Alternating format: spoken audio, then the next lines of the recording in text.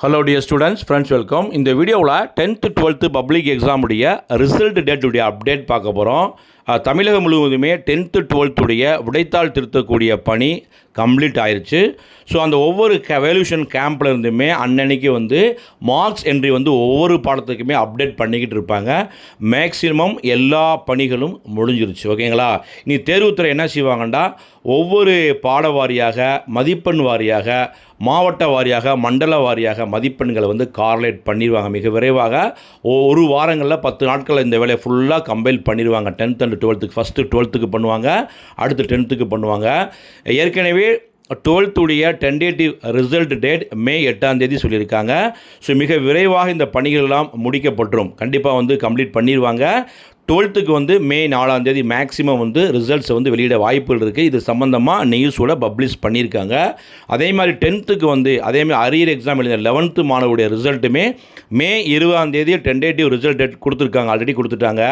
இப்போ ஒரு 5 நாளைக்கு முன்னாடி மே 15ஆம் தேதி வெள்ளிக்கிழமை கூட ரிசல்ட் டேட் வர வாய்ப்புகள் இருக்குது. மேக்ஸிமம் 12th ரிசல்ட் விட்டாங்கன்னா நெக்ஸ்ட் வீக்கில் என்ன செய்வாங்கன்னா 10th and 11th அரியருடைய ரிசல்ட்டையும் கண்டிப்பாக பப்ளிஷ் பண்ணிடுவாங்க. ஸோ இந்த ஆண்டு ரிசல்ட்ஸ் நல்லா வரும்.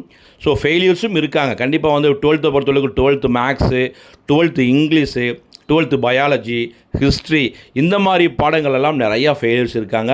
இப்போ 10th பொறுத்தளவுக்கு தமிழ், மேக்ஸ், சயின்ஸ், சோஷியலில் ரேண்டமாக ஃபெயிலியர்ஸ் அதிகமாக இருக்காங்க. இங்கிலீஷில் மட்டும்தான் ஒவ்வொரு ஆண்டுமே லீஸ்ட் ஃபெயிலியர்ஸ் வர்றாங்க. ஸோ சென்டம் வருமா அப்படின்னு கேட்டிங்கன்னா, மேக்ஸிமம் நம்பர் ஆஃப் சென்டம் பார்த்திங்கன்னா கடந்த ஆண்டுகளை விட குறைவாக தான் வருது.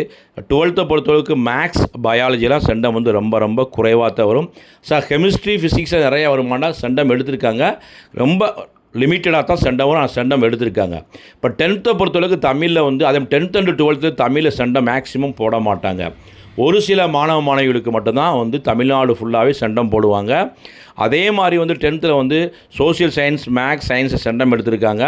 ஆனால் சயின்ஸ் கொஸ்டின், சோஷியல் கொஸ்டின் ரொம்ப ரொம்ப ஈஸி, சென்டம் எடுக்கக்கூடிய மாணவங்களை நிறையா இருக்குன்னு எதிர்பார்த்தாங்க. ஆனால் அந்த மாதிரிலாம் சென்டம் எடுக்கலை, மிக குறைவாக தான் சென்டம் வரும். அதே மாதிரி ஃபெயிலியர்ஸும் நிறையா வாங்கியிருக்காங்க. ஸோ ரிசல்ட்ஸ் நல்லா வரணும், எல்லாம் ப்ரே பண்ணிக்கோங்க.